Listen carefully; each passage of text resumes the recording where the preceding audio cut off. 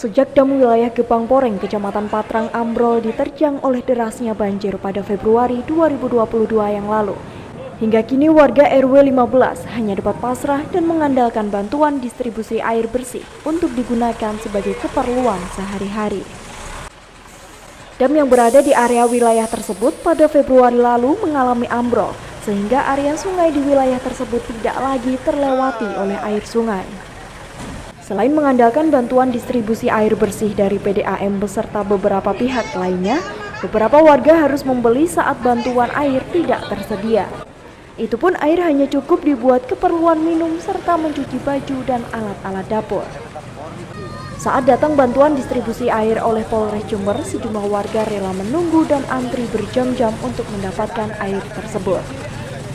Tak hanya jajaran Polres Jember, Dandim 0824 Jember beserta anggota Kodim juga turut hadir membantu pemenuhan air bersih untuk warga.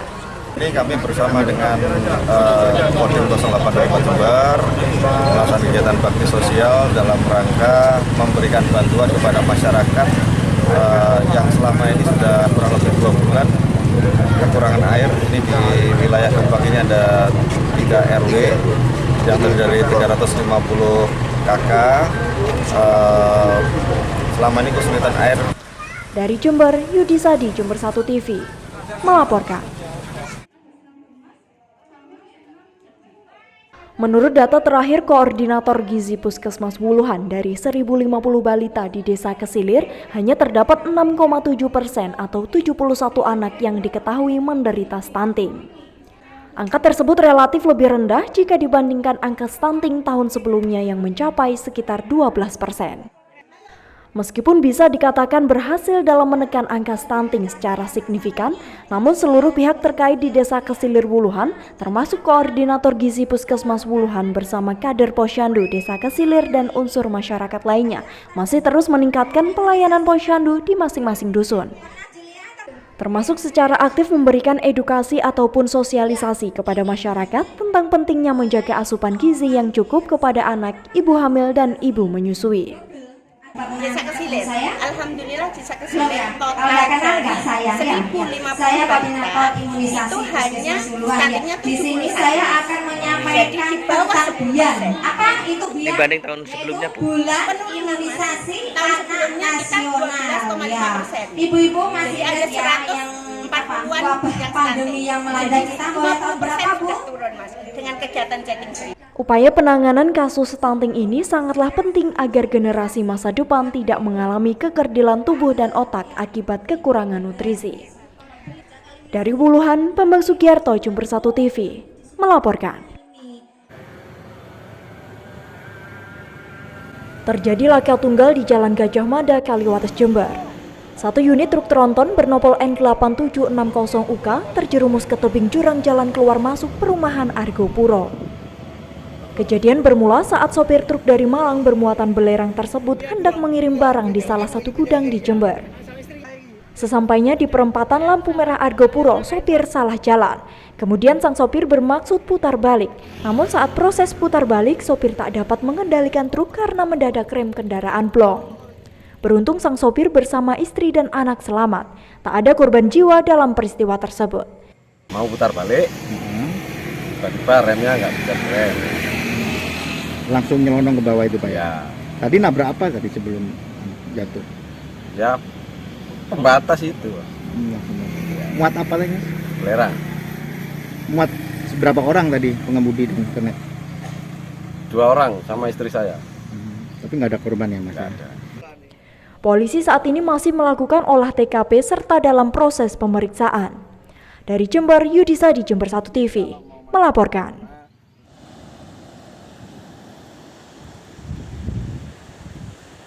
Akibat diterjang banjirop dan tingginya debit air muara sungai Kali Tanggul Lama, sejumlah lokasi di pesisir pantai Talangsari di Dusun Panggul Melati, Desa Kepanjen, Kecamatan Gumukmas ini mengalami abrasi.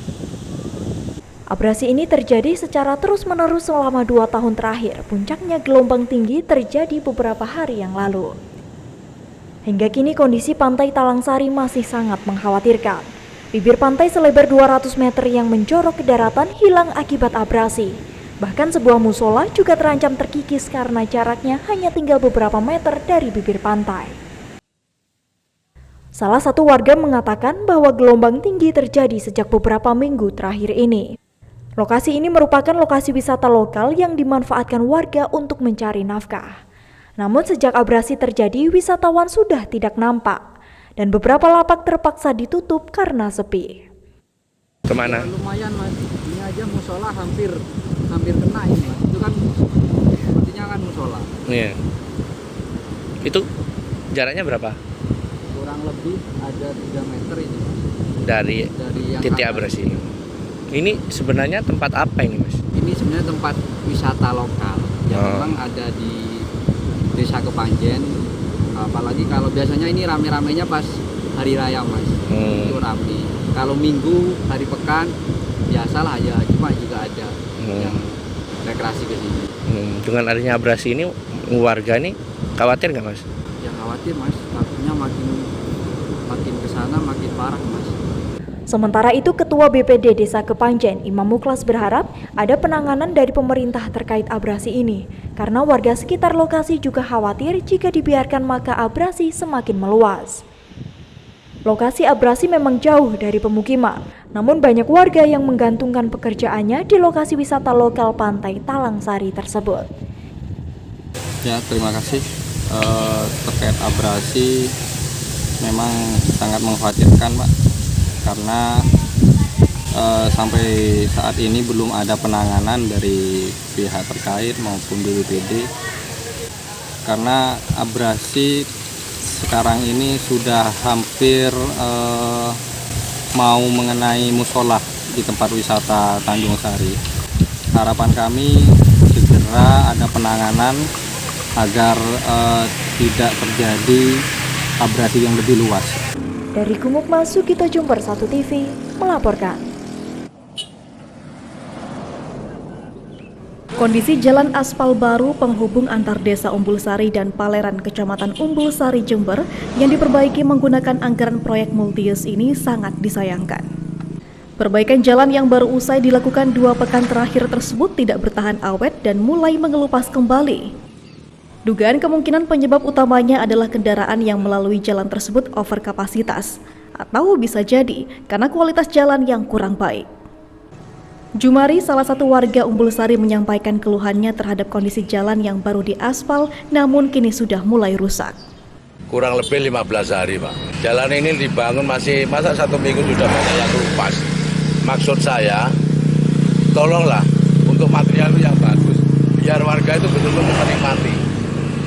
Karena yang dibuat bangun jelas pajak anggaran warga, kalau bayar pajak tidak pernah gitu. Apa kira-kira yang rusak bukan kendaraan berat, Pak? Oh bukan Pak, kalau kualitasnya bagus tidak mungkin seperti ini. Banyak yang lupas kayak ini. Muhammad Yusuf, Camat Umbul Sari, mengatakan bahwa warga tak perlu khawatir, sebab kerusakan ini masih menjadi tanggung jawab rekanan dan masih bisa dilakukan perbaikan ulang. Tentang pembangunan jalan, perbaikan jalan yang lumayan panjang di Umbul Sari ini kita bangga. Para Pak Bupati, apakah melalui multi-jes maupun dengan pembangunan yang oleh pelaksana lokal. Memang ada beberapa titik lokasi itu ada yang sebulan yang lalu itu di aspal, di hot mix yang bagus, ada beberapa yang melupas. Itu semua masih tanggung jawab rekanan. Dan barang tentu kita laporkan, kita tindak lanjuti kepada PU Bina Marga dan Sumber Daya Air Kabupaten Jember supaya OPD tersebut untuk manggil dan memerintahkan penyedia pihak rekanan yang bersangkutan untuk segera memperbaiki. Dari Umbul Sari, Sugito Jember 1 TV melaporkan.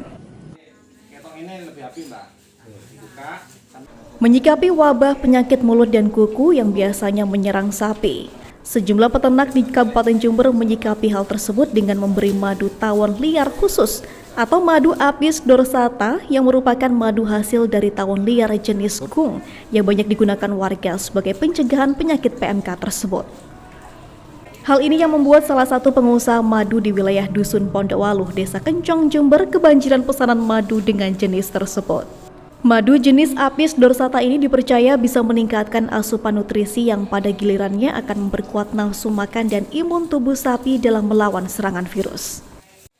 Sejumlah peternak di Desa Kencong biasanya membeli madu untuk dicampurkan ke minuman sapi miliknya. Cukup 2 tutup botol madu untuk 1 timba air yang kemudian diberikan 2 kali sehari pasca sapi tersebut makan pagi dan sore. Hasilnya menurut warga, nafsu makan sapi juga bertambah dan imun sapi dipercaya semakin meningkat. Untuk mencegah penyakit, masalah sekarang banyak penyakit. Di sekitar sini memang banyak Pak yang terkena virus PMK. Ini setiap kali minumnya pakai madu. Setiap hari dikasih berapa kali Mbak? Minum Mbak? 2 kali. 2 kali minum. Pagi dengan sore. Ini setelah dikasih madu makannya berkurang atau biasa saja atau nambah? Bertambah ya, nafsu makannya. Ahmad Sahrul, pengusaha madu tawon liar, mengaku kebanjiran order sejak 2 bulan terakhir. Perbedaan madu jenis Apis dorsata ini dengan madu lainnya yakni tidak terlalu banyak mengandung glukosa ataupun fruktosa, sehingga aman bagi hewan ternak. Selain bisa dicampur dengan air, madu ini biasanya dicampur dengan empon-empon atau rempah tradisional yang digunakan sebagai pengobatan sapi yang terkena PMK. Sebenarnya tidak jauh beda, asalkan meskipun diternak, tapi dia itu murni dari nektar bunga. Yang jadi perbedaan adalah diternak, dia bukan dari nektar, tapi dikasih pakan. Nah, itu yang membedakan, itu kurang bagus. Kalau orang punya diabetes, biasanya dia akan tambahlah penyakit, karena memang dari sanatnya atau asal usulnya dia bukan dari nektar bunga. Nah, sedangkan di liar kebanyakan itu memang dari nektar, tapi tidak jauh kemungkinan di liar itu bisa dikatakan buruk apabila banyak sekarang pembola masuk ke hutan, dia membawa bahan seperti gula.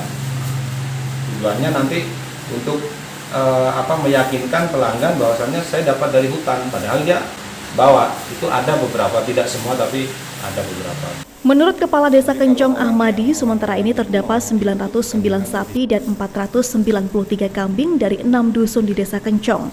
Sedangkan yang terkena virus PMK adalah sekitar 35 ekor atau kisaran 4%. Dengan pemberian madu kepada hewan ternak, Kades sangat mensupport kepada peternak untuk memberikan upaya pengobatan alternatif di samping menunggu vaksin gratis yang disiapkan oleh pemerintah. Itu lagi, dari pengamatan saya, pada waktu saya meninjau yang terdampak, fakta di lapangan, ternak yang sudah sakit, ini memang butuh ketelatenan, kesabaran untuk merawat. Misalkan sapi yang enggak makannya kurang, ini perlu ada ketelatenan warga. Dari Kencong, Sugito Jember 1 TV melaporkan. Di Pantai Nyamplong Kobong, Dusun Jeni, Desa Kepanjen, Kecamatan Gumukmas, Jember inilah seekor hiu paus jenis Rhincodontypus yang memiliki panjang sekitar 7 meter, lebar 1,5 meter dan berat 1,5 ton terdampar dalam kondisi mati. Terdamparnya ikan yang dilindungi tersebut diduga akibat cuaca buruk di pantai selatan, termasuk ombak yang sangat besar hingga menyebabkan ikan tersebut terdorong ke pinggir pantai. AKP Muhammad Nai, Kasat Polair Polres Jember, mengatakan bahwa proses evakuasi hiu paus tersebut sempat mengalami kesulitan dikarenakan ukurannya yang sangat besar. Proses evakuasi tersebut dibantu oleh anggota Polsek Gumukmas, Dinas Perikanan dan warga setempat. Hiu paus tersebut nantinya akan dikuburkan di daratan tepi pantai agar tidak menjadi tontonan warga di sekitar pantai Nyamplong Kobong. Untuk tahun 2022 ini masih sekarang baru kasusnya, dengan tahun-tahunnya pernah ada di daerah sini karena memang cuaca dan cuaca buruk. Untuk evakuasi ini dan terkait masalah nanti tidak bisa, apa yang harus dilakukan oleh? Kita upayakan semaksimal mungkin, kalau memang nanti sampai siang dan kondisi air surut, kita berupaya mencari alat berat seperti biku dan mungkin alat yang lain yang jelas akan kita upayakan evakuasi ke pinggir pantai kita lakukan.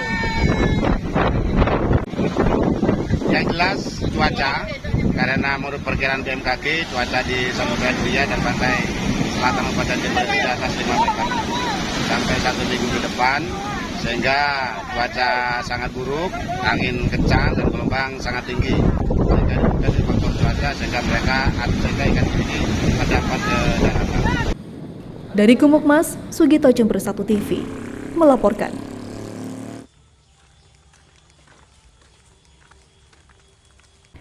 Di Dusun Kutodawung, Karangrejo, Desa Paleran, Umbulsari, dapat ditemui bekas peninggalan Kerajaan Majapahit di era Brawijaya V. Meski sudah tidak tampak seperti bangunan keraton ataupun candi yang utuh, namun bukti sejarah yang masih bisa ditemukan berupa batu bata merah kuno zaman kerajaan yang tertimbun tanah di pekarangan warga setempat, termasuk persawahan Dusun Kutodawung, Desa Paleran. Diperkirakan tidak hanya 1 atau 2 hektar batu bata merah yang terpendam di dalam tanah jika ditelusuri dari utara tempat ditemukannya sendang atau pemandian kuno. Konon, menurut Misdi, Ketua RT 1 RW 17, dulunya sendang atau pemandian ini sangatlah indah karena berukuran besar dan dipenuhi air yang jernih. Menurut legenda atau mitologi masyarakat setempat, siapapun yang berkunjung ke lokasi ini harus memiliki niat baik, termasuk tidak boleh mengambil atau menjarah barang-barang peninggalan kerajaan karena tanah di tempat ini dipercaya masih mengandung aura mistis. Bahkan masyarakat setempat masih sering menyediakan sesaji yang diletakkan di sekitar bekas pemandian kerajaan. Dulunya ini sendang, Pak. Banyak orang yang dulunya tuh mandi ke sini, ya banyak orang yang datang ke sini, bawa airnya dari sini. Kalau ada punya keluarga sakit, mesti ada yang datang ke sini itu. Ngalah berkah ya, Pak? Iya, ya kalau warga ya gimana ya? Ya kalau kepercayaan gitu loh, Pak. Kepercayaan ya kayak gini udah masih terus percaya. Masang sesaji maksudnya apa ini, Pak? Ini kan punya warga itu kan punya hajat. Kalau punya hajat mesti kan kasih sesaji ke sini, Pak. Menurut masyarakat sekitar yang mendapatkan informasi dari turun-temurun, daerah Kutodawung atau Kedawung ini dulunya memang peninggalan Kerajaan Majapahit. Hingga kini masih banyak batu bata merah dan gerabah yang disimpan oleh tetua warga setempat, termasuk dokumen atau peta zaman Belanda dan referensi para ahli sejarah yang juga diarsip di kantor Desa Paleran. Dari leluhur-leluhur itu memang daerah sini itu merupakan daerah yang dinamakan Kutodawung atau Kedawung, Kutodawung atau Kedawung. Nah, dari cerita turun-temurun di sini ini memang dulu bekas pemandian yang ada di daerah selatan utara itu ada pemandian selir atau selirnya raja. Kemudian yang terus ke selatan itu ada sebuah pondasi besar yang melingkar sepanjang jalur ini. Tanah ini sekarang masih dalam penguasaan warga masyarakat. Jadi tanah ini masuk di tanah masyarakat, makanya kita masih kesulitan untuk melakukan observasi lebih karena terkait dengan kepemilikan tanah tersebut, dan kita harus musyawarah dengan warga dan lain sebagainya, dan itu butuh proses. Dari Umbulsari, Sugito Jember 1 TV melaporkan. Hal tersebut disampaikan oleh Kepala Dinas Kesehatan Kabupaten Jember, Lilik Lailia, yang menyebut kasus COVID-19 Omikron varian BA4 dan BA5 masih belum terdeteksi di Kabupaten Jember. Terdapat 2 faktor penyebab belum terdeteksinya kasus varian baru COVID-19 Omikron di Jember, yakni pendeteksian BA4 dan BA5 harus melalui pemeriksaan khusus di Surabaya. Dan memang hingga saat ini penularannya belum ditemukan di Jember. Meski demikian, adapun kasus COVID-19 di Jember sendiri memang tercatat mengalami penambahan. Namun setelah dicek, kasus tersebut berasal dari warga berKTP Jember yang berdomisili dan bekerja di Jakarta, Surabaya, dan Sidoarjo. Terkait dengan kasus Omikron yang varian baru BA4 dan BA5 di Kabupaten Jember sendiri seperti apa, Bu Lili? Kalau kasus varian baru dari Omikron ini memang kita di Kabupaten Jember belum terdeteksi karena memang belum ada pemeriksaan khusus yang ada di Jember. Yang kedua, memang kasus di Kabupaten Jember masih belum ada yang kebijakan kita kalau ada kasus baru ditemukan akan kita kirim ke Surabaya untuk mendeteksi apakah itu varian baru dari Omikron. Kemudian memang ada beberapa tambahan kasus di Kabupaten Jember, namun setelah kita telusur itu bukan berdomisili di Jember tetapi di luar Jember, di Jakarta dan Surabaya, Sidoarjo yang memang KTP-nya KTP Jember tetapi bekerja di luar wilayah Kabupaten Jember. Oke. Dari tabel data pantauan Satgas COVID-19 Jember pertanggal 14 Juli 2022, pasien terkonfirmasi kosong, pasien sembuh baru 1 orang, dan kasus meninggal baru kosong. Dari Jember, Yudisa di Jember 1 TV melaporkan. Seperti inilah gelaran partai final Piala Kasat Liga Santri Jember di Stadion Noto Hadinegoro, Kecamatan Patrang, Jember. Partai final ini juga sekaligus prosesi penutupan Liga Santri Jember. Hadir langsung dan Brik 9 Jember, Dandim 0824 Jember, Komandan Armet 8, Kapolres serta Asisten Pemkab Jember. Pertandingan final yang mempertemukan Nuan United melawan PPNA FC berjalan sangat seru. Jual beli serangan antar kedua belah tim tersaji menghibur ribuan penonton yang hadir. Kemenangan akhirnya berpihak pada Nuan United dengan gol tunggal dari Muhammad Ferdiansyah. Hingga pertandingan berakhir, tidak ada gol tambahan dari kedua kesebelasan. Nuan United pun menjuarai Piala Kasat Liga Santri Kabupaten Jember. Pelatih Nuan United Ali Hasan mengaku bangga dengan perjuangan para pemain hingga mencapai partai final dan menjuarai turnamen. Kedepan dirinya akan mempersiapkan tim lebih baik lagi untuk mengikuti turnamen lanjutan Liga Santri di tingkat Korem 083 Baladika Jaya. Ali Hasan pun menargetkan Nuan United bisa juara nasional Liga Santri. Ya, kami kurang di lini pertahanan dan juga di lini striker, tidak punya striker pembunuh. Itu yang harus kita benahi, Pak. Oke. Targetnya apa, Pak? Untuk juara nasional, Pak. Juara nasional, seperti waktu Nuris dulu ya? Komandan Kodim 0824 Jember Letkol Infanteri Batara C. Pangaribuan mengapresiasi seluruh tim yang mengikuti Piala Kasat Liga Santri di Jember. Seluruh pertandingan berjalan lancar tanpa ada kendala dan kerusuhan.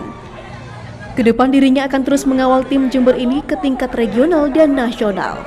Baik, hari ini kita laksanakan final Liga Santri di Kabupaten Jember dan sudah berakhir dengan berjalan dengan lancar tanpa ada suatu permasalahan, dan di hari juga kita membawa 2 tim mewakili Kabupaten Jember untuk tingkat Korem. Oleh karena itu kami meminta seluruh warga masyarakat Jember, seluruh pesantren, seluruh santri, mari kita semangati santri-santri kita yang mewakili Kabupaten Jember untuk bertanding pada tingkat Korem, sehingga nanti harapan kita bisa sampai ke tingkat nasional. Support apa nanti Dan untuk 2 tim ini Dan? Kita akan memberikan semangat yang luar biasa, kita akan mendukung setiap pemain, dan kita juga akan memberikan talent yang kemarin pemain-pemain yang baik sudah dipilih dari pihak ASKAP untuk memperkuat tim yang kita majukan pada tingkat Korem. Meski kalah di final, PPNA FC berhak mengikuti turnamen tingkat regional bersama Nuan United yang nantinya akan bertanding melawan 11 tim lain di wilayah Jawa Timur.